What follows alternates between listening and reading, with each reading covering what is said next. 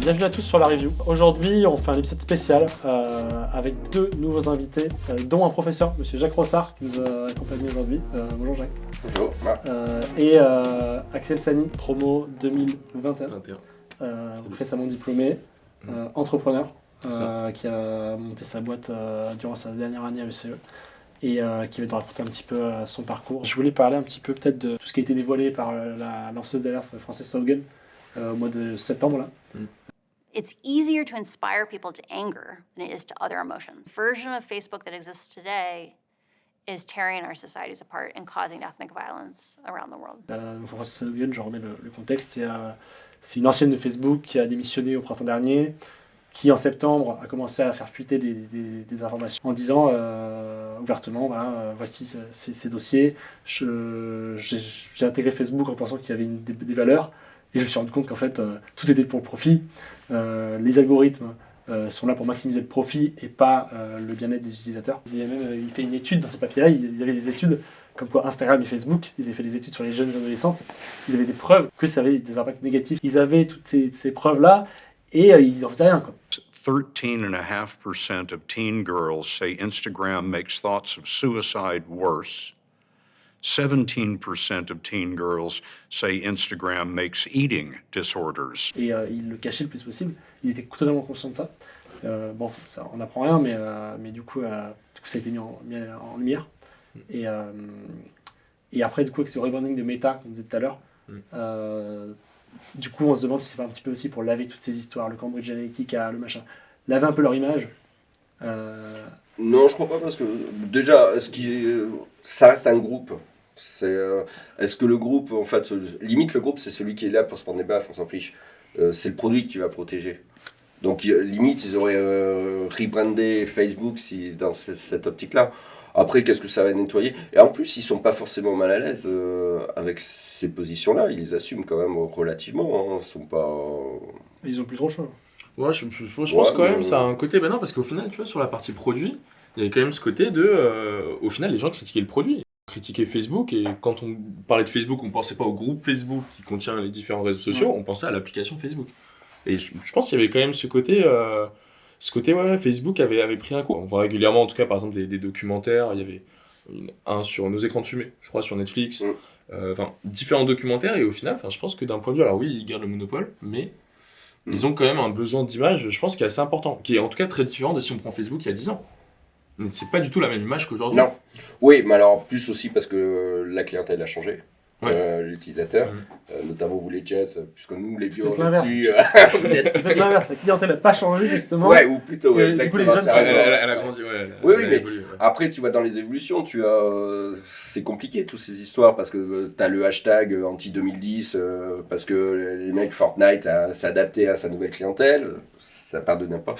Moi, ce qui m'avait choqué, surpris, et c'est marrant qu'on n'en ait pas plus parlé, c'était Apple aussi qui défendait sa marque en disant l'État américain et canadien avait chopé un mec, il fallait le faire condamner, il fallait débloquer l'iPhone, et Apple a dit jamais, vous me faites tous les procès que vous voulez, jamais. Moi, mes utilisateurs, mes clients, je les défendrai. Et au final, ça a marché, parce que c'est un coup finalement... coup de com' énorme pour montrer que... Ouais, mais tu vois, ils avaient des valeurs. Enfin, pour montrer qu'ils ont des valeurs. Alors je sais pas, qu'est-ce qu'elle attendait en rentrant chez Facebook, les valeurs elles s'attendaient. On savait que c'était pas des bisounours dès le début. Bien sûr. Dès la construction de Facebook, le mec c'est pas un bisounours quoi. Donc je sais pas ce qu'elle attendait comme valeur et qu'est-ce qu'elle a pas trouvé. Après que des boîtes fassent de l'argent, ça me semble logique. Des boîtes américaines particulièrement. Enfin voilà. Après, parce que tu vois, c'est intéressant ce que tu disais aussi sur les études psychologiques qui montrent sur les ados, les jeunes, les effets négatifs. J'aimerais aussi que parfois il y ait des psychologues qui réfléchissent sur les effets positifs potentiellement. Ces réseaux sociaux, si on les utilise, et on est consommateur, on en parlait tout à l'heure aussi, c'est un peu aussi notre faute, nous, de consommer tout ça. Mais je pense qu'il y a des gens aussi qui sortent d'isolement, etc. Je suis persuadé qu'il y a des effets positifs dont on ne parle jamais. Alors, je ne suis pas là pour me faire l'avocat du diable de Mark Zuckerberg, mais voilà.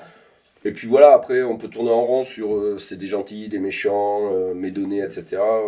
Tu vois, moi j'ai moins peur que Facebook me pique mes données, alors que du même groupe WhatsApp est capable de m'écouter, même quand mon téléphone est éteint dans ma poche. Et là, on a tous signé sans le savoir, Oui, mais parce qu'on encore n'a une fois- jamais lu oui, mais encore une fois, on parle de les WhatsApp. CGU. C'est les mêmes. Oui, C'est les l'État. mêmes. Mais il l'avait fait avant de rejoindre Facebook, Voilà. etc. quand même.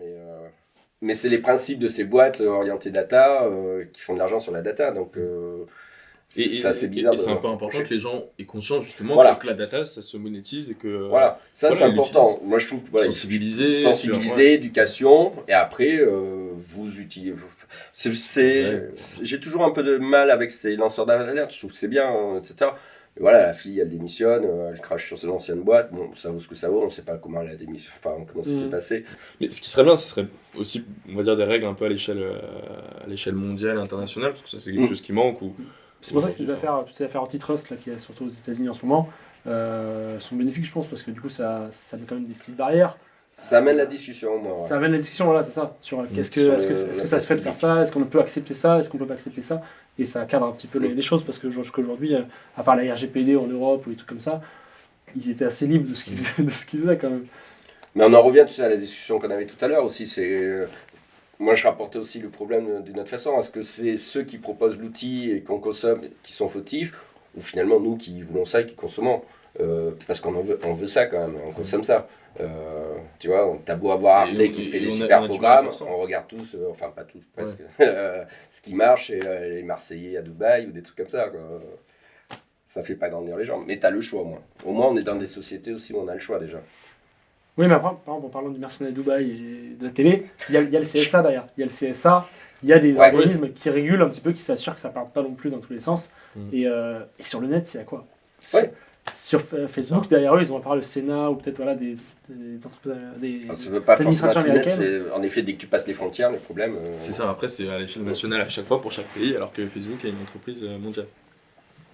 Ouais. To reflect who we are and what we hope to build, I am proud to announce that starting today, our company is now Meta. Imagine if you could be at the office without the commute. You would still have that sense of presence, shared physical space, those chance interactions that make your day, all accessible from anywhere. Ils font un peu d'une pierre deux coups, parce qu'ils arrivent à la fois changer un peu, enfin essayer en tout cas de redorer leur image, qui a été un peu ternie là, avec les derniers scandales, et en même temps, ils expliquent mieux aussi leur mission, ils arrivent à tout regrouper. D'ailleurs, c'était un peu ce qu'avait fait Google, je sais pas si... Avec Alphabet, ouais. Voilà, avec Alphabet en 2015, mais enfin, à l'époque, ça avait quand même été moins... eux, c'était pas forcément dans une optique de redorer un peu l'image. Je sais pas, mais en tout cas, je disais des trucs comme quoi à l'époque c'était aussi pour un petit peu marquer la différence entre les. Ouais, c'est ça, marques. ouais, arriver à Il y a mieux le moteur de s'organiser. recherche, il y a la recherche en robotique, en tout ça, en intelligence artificielle, et il y a toutes les Google Cloud et tout est différent. Quoi. Après, c'est pas nouveau, hein, les boîtes américaines notamment, les grands groupes, les conglomérats, ont toujours fait ça, etc. Ouais. Après, c'est un peu vexant pour nous parce qu'il y a eu un rebranding, on en a beaucoup moins parlé que Meta, comme NES Éducation. C'est vrai. Et d'ailleurs, il y a beaucoup de rebranding en ce moment. Peut-être ça serait intéressant de se poser les questions, pourquoi surtout vous les étudiants, les anciens, etc. Pourquoi ce rebranding à ce moment-là Parce qu'il y avait une image à laver, on ne sait pas.